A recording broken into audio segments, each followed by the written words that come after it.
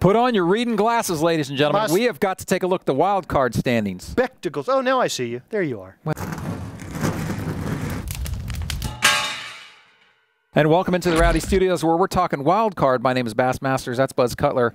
And this wild card situation, the wild card's like the best thing NASCAR's done in the last 5, 6 years. It's the best thing since sliced bread, except for Joey Logano. Who's even better. But Joey Logano, he could get himself back in the wild card mix if he won a race. Yeah. Let's look at the guys who have wins right now. Let's look at the wild card standings right now. Because there are two ways to look at this. Who's got the wild card and then who may fall in or out of the top 10. So right now, Denny Hamlin is in 12th place with a win.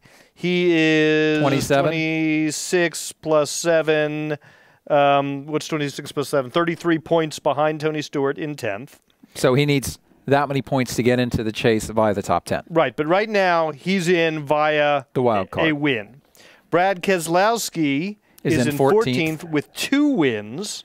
So he's actually got the first wild card spot. Correct. Paul Menard is right behind him, but with only 1 win. So Paul Menard needs to catch Denny Hamlin more than he needs to catch Brad Keselowski, and Paul Menard is 27 points behind Denny Hamlin. The best thing that can happen to Paul Menard, and here's how you got to look at this, I do believe.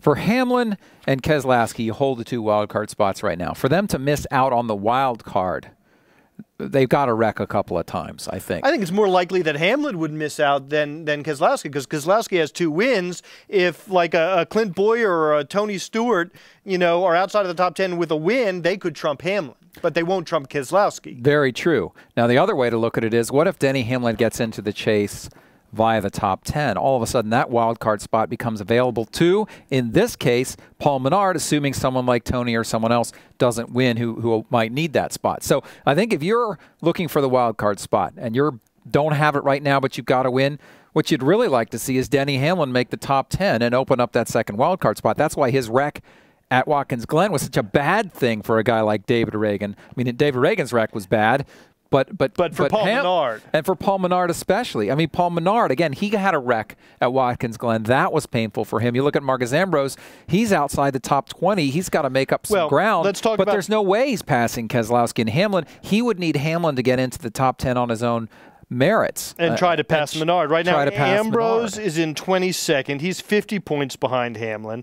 David Reagan is in 23rd. He's 54 points behind Hamlin. So they're not going to catch Denny Hamlin unless Hamlin wrecks 2 or 3 times. It's unlikely that they're going to catch Paul Menard. Right?